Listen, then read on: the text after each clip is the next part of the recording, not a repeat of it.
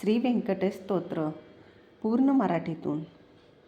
श्री व्यंकटेश स्तोत्र हे देवीदास यांनी रचलेले अत्यंत प्रभावी स्तोत्र आहे.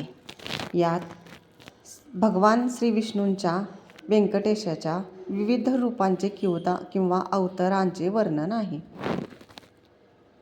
श्री व्यंकटेश स्तोत्र सार्थ भावार्थ. नमोजी आर्या पर्या विज्ञापना, माझी ऐकावी विज्ञापना, व्यंकटेशा दयाघना वासुदेवा. याचाच अर्थ, हे श्रेष्ठ देवा, माझी ही विनंती मान्य करा. हे दयाळू व्यंकटेशा वासुदेवा, माझे म्हणणे ऐकून घ्या. तूची माझा स्वामी समर्थ, मी तुझा दास अंकित, चरणी ठेवून हस्त विनवितसे. तूच माझा सामर्थ्यवान स्वामी आहेस आणि मी तुझा आज्ञाधारक दास आहे. मी तुझ्या चरणांवर हात ठेवून तुला विनंती करत आहे. तू माझी माऊली दयाळू, बाप्पा तू माझा कृपाळू, अनाथांचा प्रतिपाळू तूच होसी. तूच माझी दयाळू आई आणि माझा कृपाळू बाप आहेस. या जगात ज्यांना कोणी नाही अशा अनाथांचे रक्षण करणारा तूच आहेस. जय जयाजी व्यंकटेशा, माया चक्राच्या विनाशा, सर्व साक्षी जगदीशा, नमो तुझ. हे व्यंकटेशा, तुझा जय जयकार असो.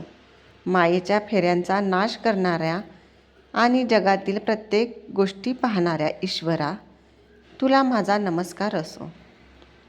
दशावतार वर्णन.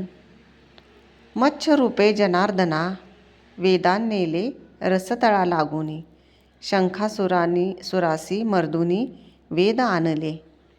मत्स्य अवतार घेऊन तू रसातळाला नेलेले वेद परत आणलेस आणि शंखासुराचा वध केलास. कच्च रूपे धराधर, पृष्ठभागी मंदर, देवदानवी केला सागर मंथन काळी.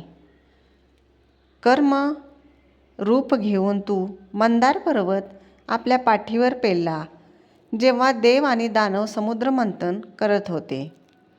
वाराह रूपे जगतपालका, हिरण्या साक्षी वधुनी एका, उद्धारिली मेदिनी देवा रसातळाहुनी.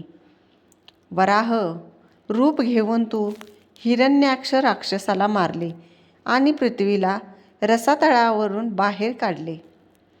नरसिंह रूपे नखरायुधी, विदारिला हिरण्यकशिपूमधी, भक्त प्रल्हादा लागुनी आढळ पद दिदले. नरसिंह अवतार घेऊन नखांच्या साह्याने तू हिरण्यकशिपूचे पोट फाडले आणि आपला भक्त प्रल्हाद याला आपले आढळ स्थान दिले.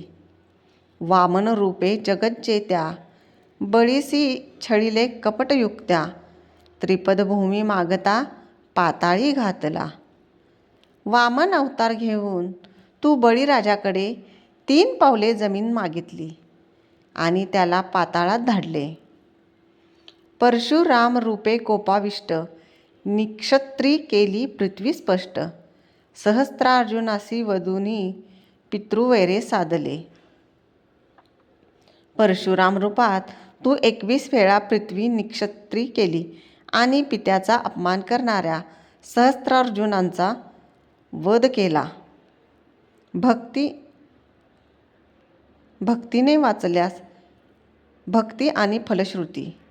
रामरूपे अयोध्येसी, रावणासी वधुनी वनवासासी, बिभीषणाची राज्याभिषेके अयोध्येच्या. राम अवतार घेऊन तू रावणाचा वध केला आणि बिभीषणाला लंकापती केले. कृष्ण रूपे गोकुळी, कंसासी मर्दुनी भूमंडळी, भक्तांच्या कैवारी तूच होसी.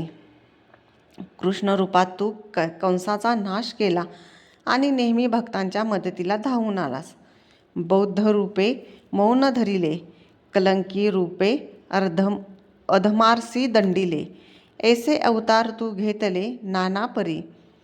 तू बुद्ध रूपात मौन धारण केले आणि कलियुगाच्या शेवटी कल्की अवतार घेऊन तू अधर्माचा नाश करशील. जो हे स्तोत्र पठण करील त्याच्या घरावरी कृपा तुझी भारी. दारिद्र्य त्यांचे निवारी व्यंकटेशा. जो कोणी हे स्तोत्र श्रद्धेने वाचेल त्यांच्यावर तुझी कृपा होईल आणि त्याचे दारिद्र्य तू दूर करशील. हे स्तोत्र प्रामुख्याने संकट निवारण आणि आर्थिक अडचणी दूर करण्यासाठी वाचले जाते. यात देवाच्या विविध रूपांना साकडे घातले. जसा तू पूर्वी भक्तांसाठी धावून आलास तसाच आता माझ्या पाठीही धावून ये. हे व्यंकटेश रमणा, माझा तुला नमस्कार असो.